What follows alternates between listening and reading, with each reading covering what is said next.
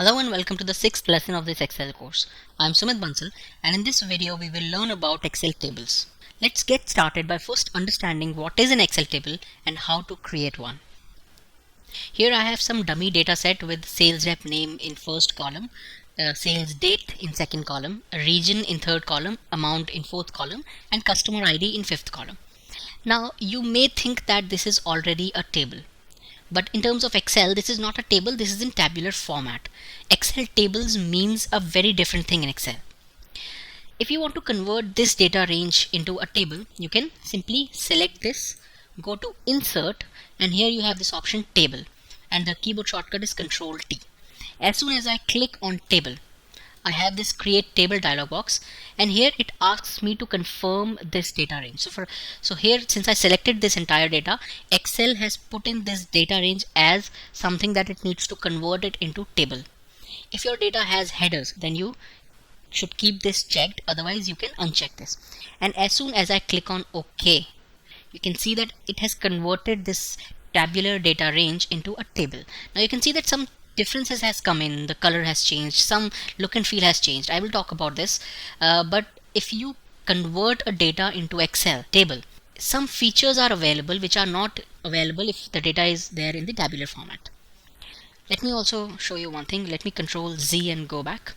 If you do not select this entire data range, if you only select one single cell and you press Control T, you can see that Excel has automatically guessed the current area for me. So it again says this should be the one that should be converted into a table.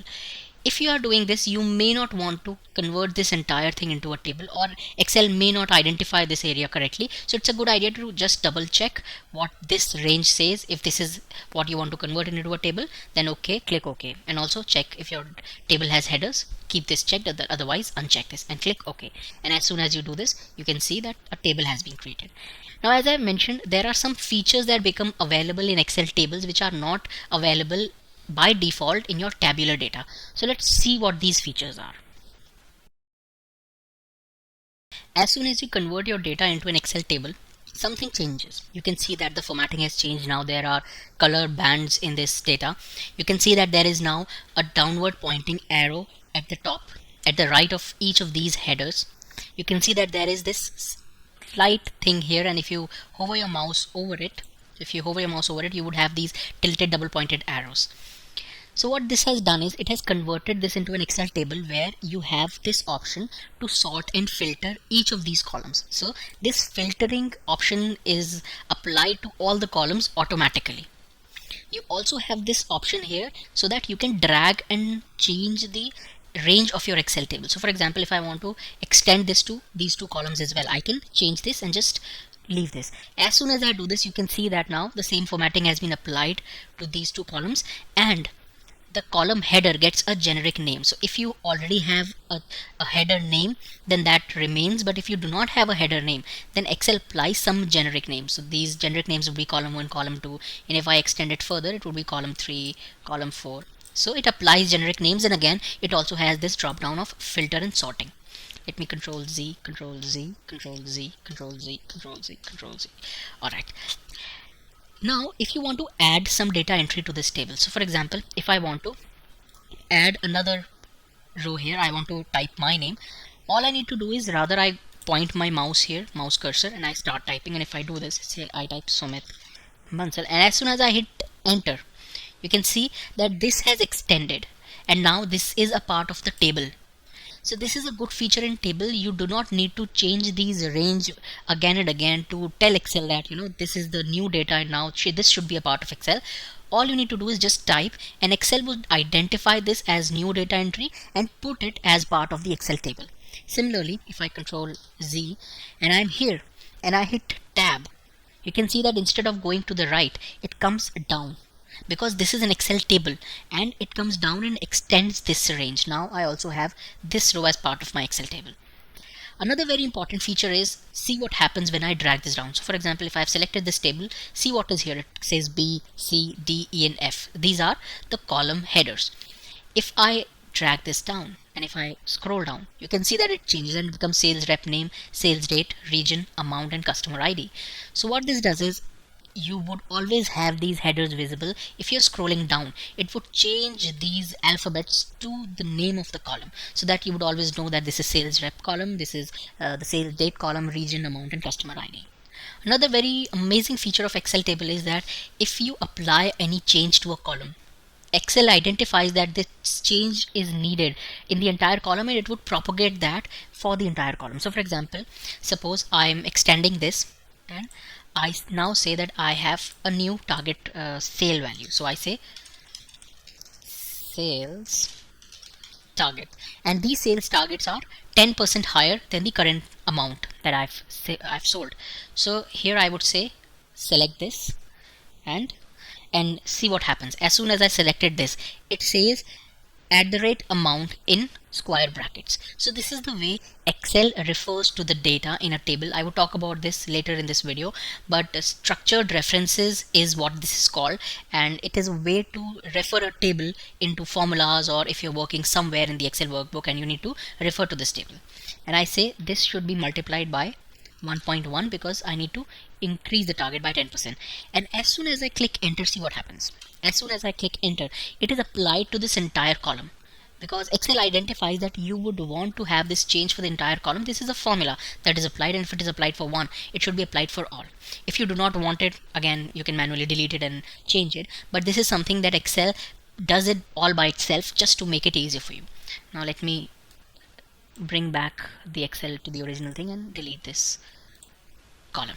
If you want to manually add a row in between or a column in between, you can do that by just going to that cell and right clicking, and here you have this option insert, and it says table column to the left or table row above. And in this case, say for example I just want to insert a row, I can simply click on it, and you can see that the table has been extended and this remains here. Let me do something. Let me type my name and let me show you something. I would copy the date above, I would copy the region above by using the keyboard shortcut Control D. Let me say the sales is 500, and let me say the customer ID is 82. Now I have this formula here where I say sum, and I need to have the sum of all this amount that has been sold. So see what happens. As soon as I select this entire column, Excel has changed this reference. It becomes table 5 amount. Table 5 is the name of this table, and amount is the name of the column. And now when I close this, now when I go to the end and close this and hit enter, it gives me the value. But see what happens when I change this. If I add something to it, so for example if I add 800, this change is made. Now let me add another entry, and let me go here and again type something, and now when I hit enter, you can see that the formula is automatically updated. And this is one of the biggest feature in Excel that is really helpful in Excel tables, that this makes this entire range dynamic. You can have more entries here. Maybe you are sharing this sheet with a lot of people, and people come in here, make their entries, and your number would change accordingly. Similarly, if you have created a chart using some data points, and if you add a data point using the Excel table, then the chart gets automatically updated. So this is a really powerful feature in Excel. Let me delete this and make it to the original thing. I can clear this formatting. I'm very finicky about formatting, so I can clear this by going to clear all. Now when you click on Excel table, you would see that something else also happens. Go to this tab feature, this tab list, and when you click outside the table, it is the tab list that you usually see. But when you click within the table, there is a new tab that appears, which is called the Table Tools Design tab. This is the contextual tab which appears only when you click on the table. Contextual tabs in Excel are only those tabs that would pertain to this particular feature. In this case, it would be Excel table. If you have a chart, then you would see that if you click on the chart, you would have a couple of contextual tabs. Similarly, in case of pivot table, you would have a couple of contextual tabs. Now, if I go to this tab, Design, I have a range of options available for Excel table. Let me go through these one by one. The first part is properties. It has the Excel table name. As you saw, it was table 5. You can change the name here. You can maybe more descriptive in this. Maybe you can say sales data 2012 without any spaces. You can resize the table by clicking on this, or you can just drag this option. You can summarize this data with a pivot table. You can remove duplicates, as we saw. You can simply click on it, select the column. So for example, if I click on this table, I go to remove duplicates, it will ask me in which case you want to remove the duplicates. So for example, I would say I want to remove the duplicates in case of region. I only want unique regions, and as soon as I click OK, it remove everything except the unique regions. I would go Control Z to go back. You can convert this into a range. Now this is an Excel table, and you may not want this feature after you're done doing all the calculations or doing whatever you want to. You can convert this back into a tabular data form. So to do that, just click anywhere on the table and click on this option, convert to range, or you can right click, go to table and use this option, convert to range. As soon as you click on this option, Excel would ask you, do you want to convert the table to a normal range? You say yes, and you can see all these options are available. Now when you click, there is no contextual tab, there are no filters. The formatting however remains, and you can clear the formatting separately. Let me Control Z and go back. Now again, in the tool section, you have this option of inserting a slicer. I would talk about slicer later in this video, but this is only available in 2013. If you're using versions of 2010 and 2007, this option would not be available. This is a really important feature, and I will talk about this later in this video. You also have this option to manage the external table data. So for example, you can export this to a SharePoint list. I do not know how this works, because to be honest, I do not know work outside of Excel. You can refresh the data. If you have connected this table to a database, then you can refresh this. Coming to table styles options, here you can control how your table looks. If I go through these options one by one, this is header row. If I uncheck this, the header would go away. So if I click on this, you can see that the header has gone. If you want that back again, you can click on this. If you click on total row, as of now it is not checked, but if I check on total row, you can see that I have a total value here, and by default it would only give you the value for the last column, but you have this option here. You also have the option to identify what kind of summation do you want. Do you want the count value? Do you want the sum value? Since this is text, Excel was smart enough to identify that this is text, and it gave you count value only. But in case these are numbers, then it would also give you sum value. You can change this to whatever you want. So this is a summary of the table that you can have. I would uncheck this back. You can have banded rows. If you do not want it, uncheck it, and you can see all those color bands are gone. I prefer these, it looks good. You can have the first column, and as soon as you click on it, you can see that this has become bold. So you can use this option. You can make the last column bold. You can have banded columns. I do not know why would people use it, but if you click on this option, if you uncheck banded rows, you can see that now your columns are banded. I prefer banded rows. And you have this option, filter button. If you click on it, the filters would be gone. Otherwise, your filters are by default available for your headers. If you do not like the formatting Excel has given to this table by default, you can also go to table styles and change this formatting. So for example, here as of now I have this blue formatting, and you can hover around these and see what is the color theme that suits your work. Or maybe you want to keep it very simple, go to a simple just border table, or you can be a bit fancy and choose colors that you want. But this is the styling option that you can use. If you do not like the styling options available by default, you can also go to new table styles and create your own style.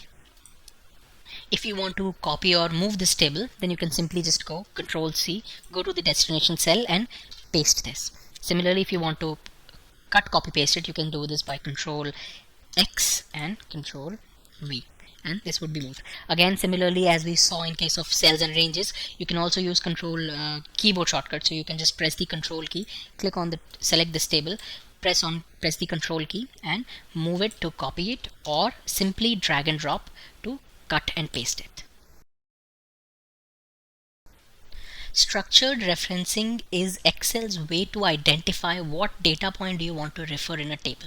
So for example, if I just look at this simple table, it can have multiple combinations of data points. So for example, I may want to select everything including the headers. I may want to select this entire data set excluding the headers.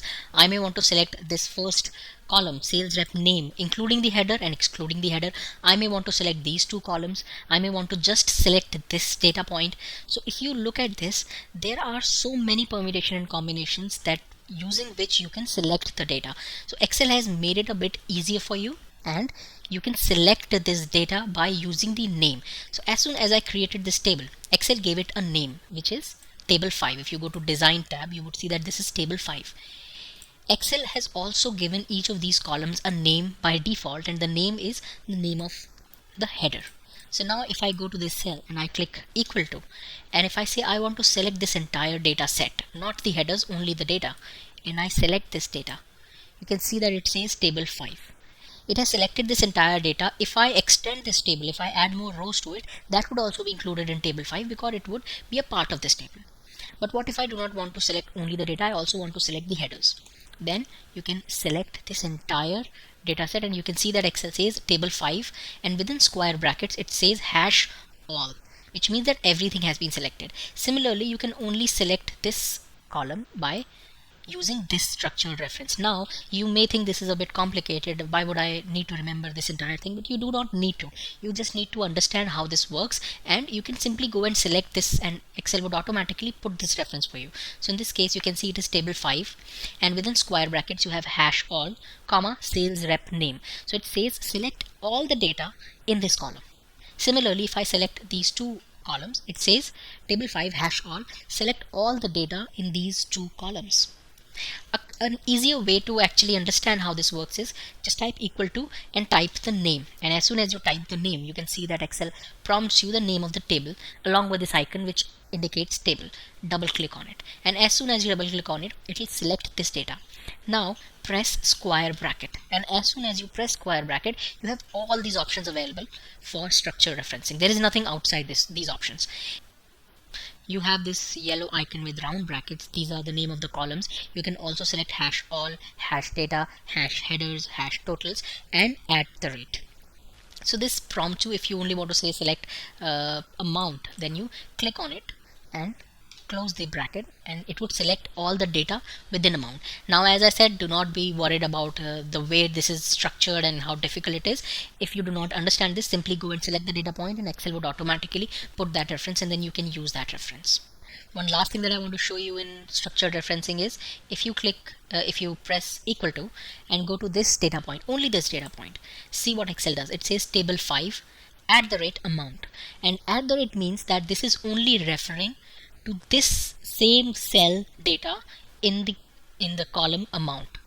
So if I go and I select this, then it would not be referred because this is E5, this is something else. But if I go and select this data, it says in the same row, which is H3, which is row number 3, in the same row, go to amount column and select the data point. So this is how you can select one single data point in table.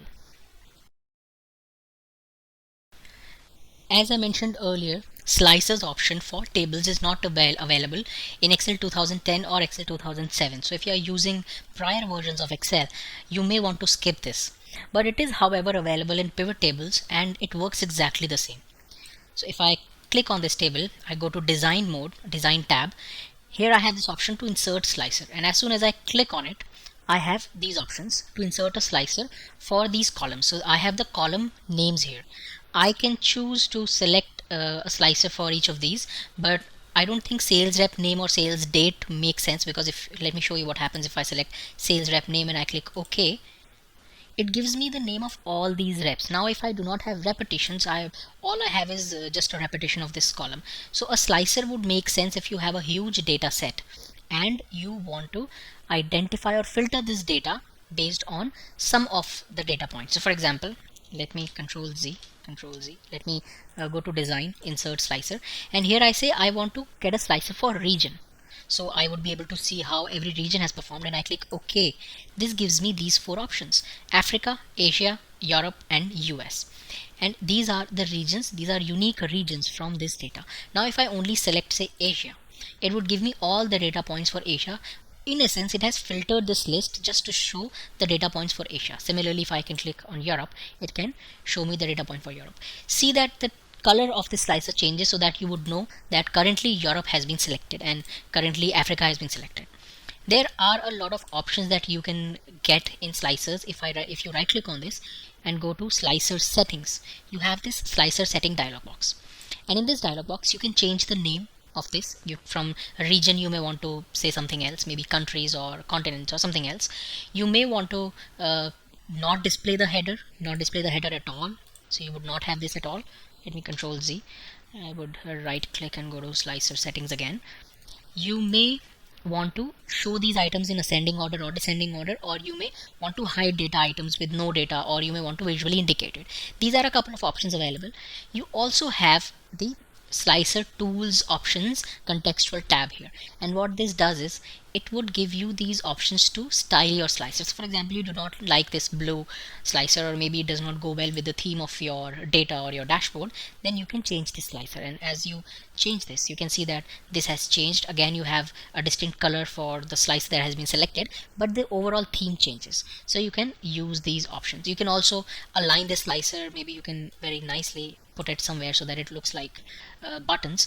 You can also align these slicers. You can change the width and height of these, so you can play around with the slicer. You can also maybe change the name here if you want. So slicer is a good option if you have a lot of data point and you want to summarize that data point based on unique data entries. In this case we had regions. You may want to do it by customer ID, although in this case it does not make sense because every customer has a unique ID. But if there are clusters, so for example here we had clusters of region, or maybe if you have clusters for months or quarters, then you can filter your data using slices. That's it in this video. I hope you found this useful. Thank you and have a nice day.